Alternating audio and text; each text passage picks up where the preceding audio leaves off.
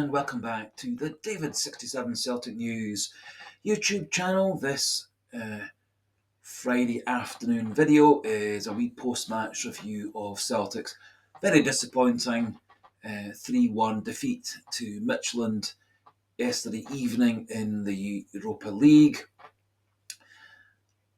A game where Celtic at times played well, but unfortunately had an absolutely awful 15-minute spell from minute 30 through to half-time, conceding 3 goals. And to be fair, Celtic really for most of the game was outplayed, particularly in the first half, and Celtic did a very poor job in terms of midfield work and getting the ball forward. It wasn't really until Callum Osmand came on in the second half that Celtic actually managed to get a wee bit of forward momentum and a wee bit of a threat on the Midtjylland goal, apart from a couple of early chances to Engels and Nygren. So in today's video, we're going to have a wee look at the key incidents, the goals, the chances, one or two wee looks at some stats, particularly very poor passing stats for Celtic in yesterday's game, player ratings and manager ratings, and one or two wee thoughts on all the various different issues surrounding Celtic at the moment as we go through and at the end. Martin O'Neill surprised a few people with his initial selections. Dyson Maeda was left out, possibly struggling a wee bit from his extended game against Rangers at the weekend. James Forrest started in the right wing position. Johnny Kenny was given the vote again as the central striker, and Kieran Tierney came in to replace Sirachi at left back. So Celtic started with Schmeichel in goals, back four of Ralston, Trusty, Scales and Tierney, midfield three as it had been before, Engels, McGregor and Nygren, Forrest on the right, Tunetke on the left and Johnny Kenny through the middle. And to be fair to Celtic, they made a great start to the game, great run down the left-hand side by Sebastian Tunetke, showing a lot of good dribbling skills, strength and pace, got himself into position to pass to Arnie Engels, who's from the edge of the box. His shot was rather too central and was a pretty easy save for the Midtjylland goalkeeper. After that, Celtic then defended pretty well. A few shots over the bar by Midtjylland, a couple of easy saves for Kasper Schmeichel, some very good defensive work, particularly from Austin Trusty. And although Midtjylland did have the great bulk of the possession, they weren't really threatening the Celtic goal with terribly much of danger. And the next big chance actually fell to Celtic. Quick direct free kick sent out to Tunetke, who cut inside, gave Benjamin Nygren tons of space just inside the box. Unfortunately, Nygren's shot flew well over the bar, and Celtic had wasted another chance to get that vital early lead, which I think could have changed the game had they taken either of the Engels chance or the Nygren chance. Then Midtjylland more and more used their possession to get more and more on the top of the game. Celtic really struggling to pass out of defence, really struggling to get the ball forward to Johnny Kenny. And in the 17th minute, some poor defensive work left Cho unmarked at the back post. Kasper Schmeichel made an absolutely brilliant save from the first Cho shot. The ball rebounded to Cho, who then hit another very powerful shot towards the goal, this time hitting Anthony Ralston in the face and going away to safety.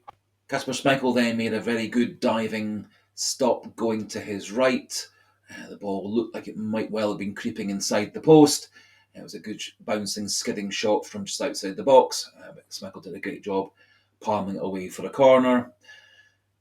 Unfortunately, Celtic then did concede the first goal, 33rd minute. Some very poor defensive work by Forrest and Ralston allowed the Midtjylland wide player into the box, gave him enough space to dink a good cross to the back post, and Ehrlich at the back post outjumped Trusty and Kieran Tierney and headed the ball past Kasper Schmeichel, and so things went from bad to worse. Just 2 minutes later, Midtjylland doubled their lead. Again, poor defensive work by Anthony Ralston and this time Arne Engels on the right-hand side allowed the Midtjylland wide player Kruger Johnson into the box. One or the other should certainly have blocked his run, stopped him getting into the box. However, they just kind of opened up, big gap between them. Kruger Johnson ran through, then hit a very good curling shot into the far corner past Kasper Schmeichel. So Celtic 2-0 down in the 35th minute, and 6 minutes later, in the 41st minute, Midtjylland took 3-0 lead. Long throw into the box, poor defence at the front post by Ralston, and Celtic's midfielders allowed the ball to be head flicked towards the back post. Chiniecky and Tierney failed to pick up Francolino. The ball then dropped to him. He took good touch and then a curling shot past Kasper Schmeichel, whose view of the ball was rather obscured by a ruck of players and heads in front of him, and he had no real chance to save that goal, unfortunately, and Celtic went 3-0 into half time. Martin O'Neill clearly did do a good team talk, because his players did come out and played with quite a lot more pride, kept the Midtjylland at bay for the second half, and also made a couple of changes with Kenny and Forrest going off and Maeda and Osmand coming on. And that did make a wee bit of a change to Celtic's fortunes. Celtic actually had the best chance early in the second half. Good shot by Anthony Ralston, just missed the post. There were a couple of half chances for Midtjylland, which were repelled by easy saves from Kasper Schmeichel and some good defensive work, primarily again from Austin Trusty. And the game kind of meandered along. 76th minute, Callum Osmand starting to get a bit more of a free run at the Midtjylland defence, was released in behind, and he hit a good shot from the edge of the box, which was well saved by the Midtjylland goalkeeper. Then some good work by Mikel Onge-Balikwisha, managed to win the ball back deep in the Midtjylland half. He then passed into Callum Osmand, who was tripped up in the box when he would have been about to shoot for goal. Referee quite rightly gave a penalty kick, and Ray Hutati put Celtic just 3-1 down in the 81st minute. And indeed, in the 83rd minute, Celtic did have a chance to score a second goal. Nice long ball by Anthony Ralston up the right wing. Great run by Daisen Maeda. Good early ball into the box. Unfortunately, it was just too far in front of Callum Osmand and not quite in time for Mikel Onge-Balikwisha's run at the back post, and the ball was swept away for a corner, and that was pretty much Celtic's last chance of the game. Unfortunately, shortly after that, Callum Osmand also went off with what was clearly a significant hamstring injury. Arne Engels had already gone off with a hamstring injury that probably doesn't look quite so significant, as he didn't appear to be in too much discomfort going off the pitch. However, O'Neill, after the game, confirmed that both the two of them have got hamstring problems, and I would guess that Osmand's going to be out for 6-8 weeks or possibly more. Hopefully Engels just a couple of weeks, although all that's still to be confirmed. And the last chance of the game pretty much fell to Midtjylland. Good shot from the edge of the box, was well saved and parried away by Kasper Schmeichel at his left-hand post. And the game kind of meandered away into a disappointing 3-1 loss, and pushed Celtic down into 27th place in the current Europa League table. One other wee observation from yesterday's match. I was incredibly irritated by the TNT Sports commentator Jamie Lyle. Looking up his profile on the internet, he in fact is primarily and almost exclusively a rugby union commentator. He has done a wee bit of football commentary. I did do a wee bit of football reporting for BBC Scotland Sport several years ago, and his commentary was rather littered with a lot of errors, quite a number of factual mistakes, plus seemed quite fixated on bashing Celtic and stirring up controversy regarding the fans and board and protests, and actually showed, I thought, quite a lot of lack of knowledge of the issues at Celtic and the issues surrounding quite a lot of the players, and also seemed to have a lack of knowledge on several occasions of basic football laws and regulations, etc. Maybe others didn't find him quite so irritating. Maybe it's because we were losing the game 3-1. Maybe that's why I'm more annoyed and more irritated by his commentary. But maybe some of you also shared my thoughts on it at the time. Celtic, I think, particularly lost the game in midfield. I think all the 5 midfielders that we played all played very, very poorly. And Celtic's passing was absolutely terrible. Having a look at Celtic's passing stats, accuracy was down at 69.4, which is about 20% lower than they usually get. Passes 294, so Celtic usually get through a good 500 passes in a game. That was partly because we had much less possession than Midtjylland. In terms of actually the ratios between backward passes, forward passes, lateral passes, those were all pretty good. However, in the final third, we had only 29 passes. We certainly should have been looking for a total up in the 70s, 80s, 90s, or over 100, as we often do. And crosses were just 7. Again, Celtic should be looking to get a good 20 crosses or more into the box. And so that pretty much shows where Celtic lost things for me. Possession for Midtjylland was 60%, just 40 for Celtic. Shots were a very disappointing 5 for Celtic, 24 for Midtjylland. They had 12 on targets. We had just 3. 7 off targets for them, 2 off targets for us. We blocked 5 of their shots. We had no shots blocked by them. Kasper Schmeichel made 9 saves. Their goalie just 2 saves. Corners were 4-4, but touches in the box were pretty incredible. 4 times as much for them at 52-13. So I think it really does show Celtic were outpossessed, outpassed, and Midtjylland used their chances and their possession to much greater effect, with much better efficiency of chance creation, getting the ball into the box, and having got it into the box, putting those chances away, or at very least making Schmeichel make a good save.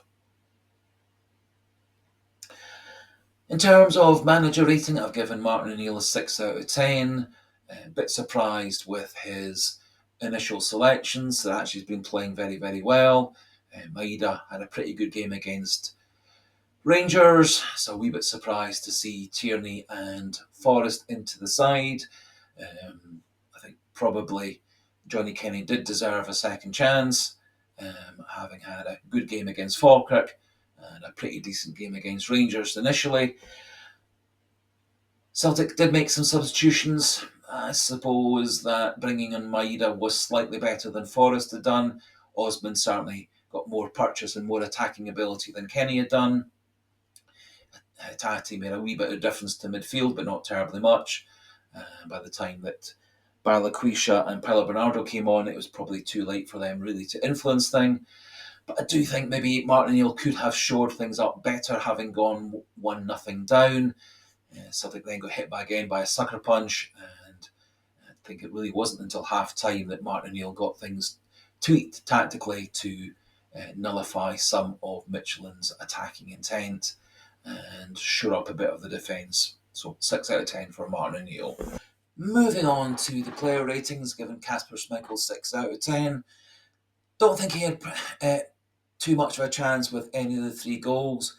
Could maybe have got across the box a wee bit better for the first headed goal. Could maybe have done a better job getting his angles right, not to let that curling shot go past him into the far corner. I think for the third goal, his view of the shot, etc., was rather blocked. And to be fair, he did make several good saves before the goals and after the third goal went in.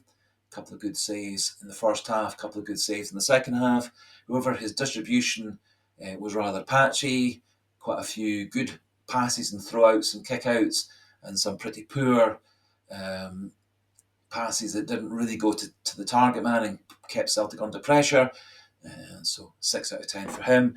Anthony Ralston, 3 out of 10. I think he had an absolutely terrible game. Defended very poor, lost his man on many occasions. Did make a good block in the first half with his face. Did have one good pass in the second half that nearly set up the chance in the 83rd minute. Otherwise, an absolutely terrible game by Anthony Ralston. Hopefully, Alistair Johnston's back nice and quickly. Hopefully, he's back for after the international break.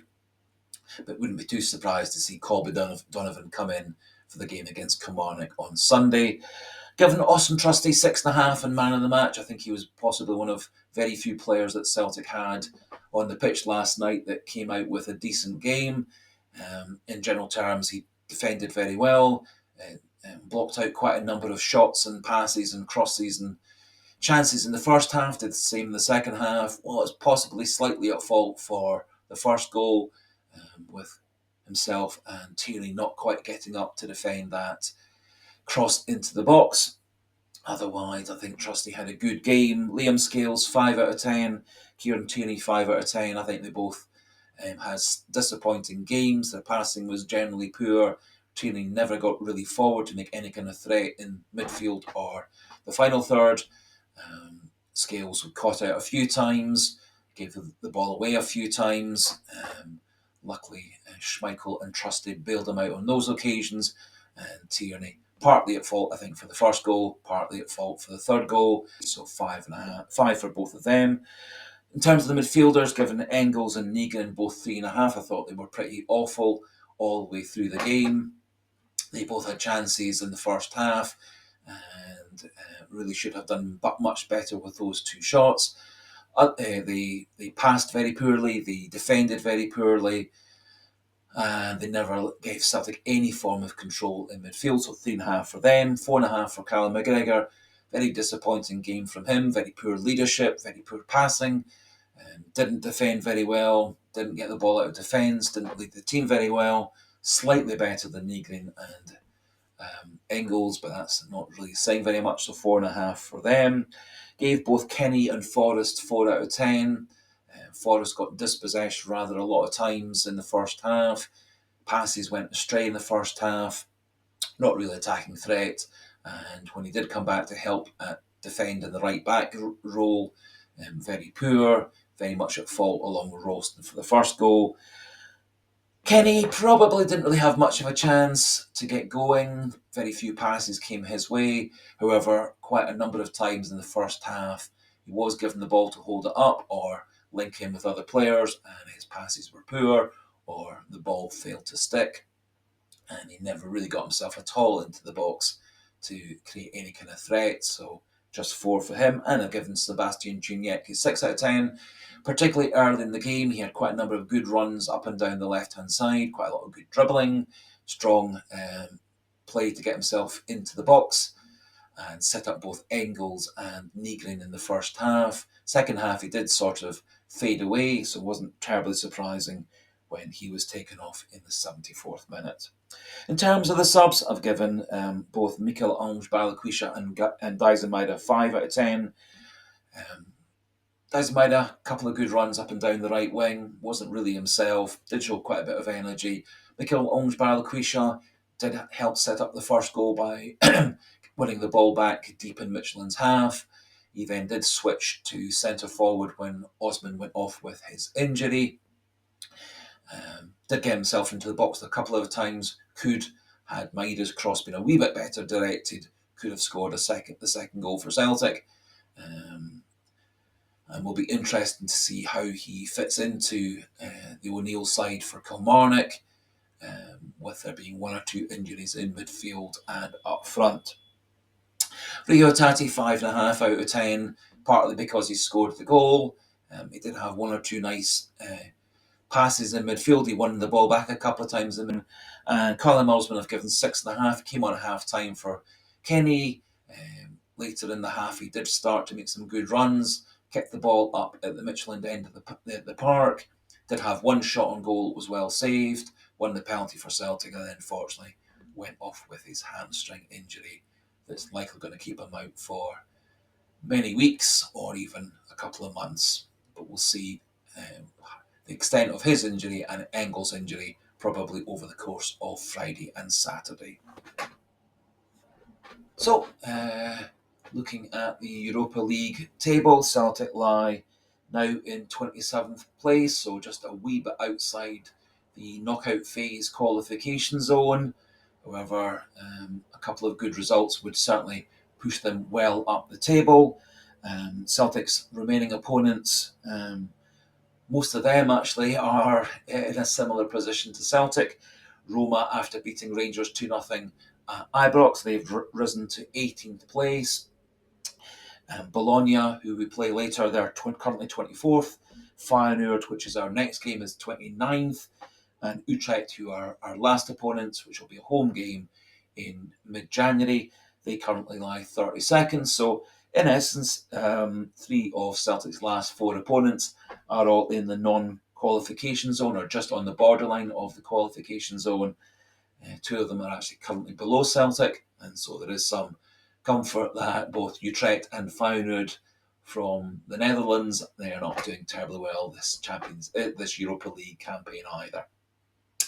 Other wee bit of news is that there's an increasing speculation and very much shortening odds that Celtic's new manager is going to be Kjetil Knutsen, the Norwegian manager, currently manager of Bodo Glimt. They've got around about 3 weeks and 3 games left in the Norwegian season. His contract with Bodo Glimt ends at the very end of November. There's one or two bits of speculation that he's going to be coming in during this international break that starts after the Kilmarnock game on Sunday. Other speculation is that he's coming in at the very end of his contract, i.e. the very start of December.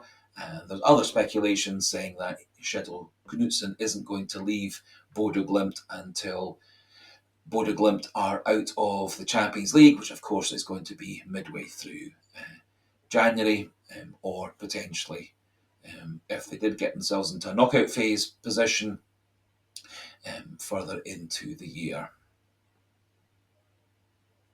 So it's a question of watching that space with regards Kjetil Knutsen.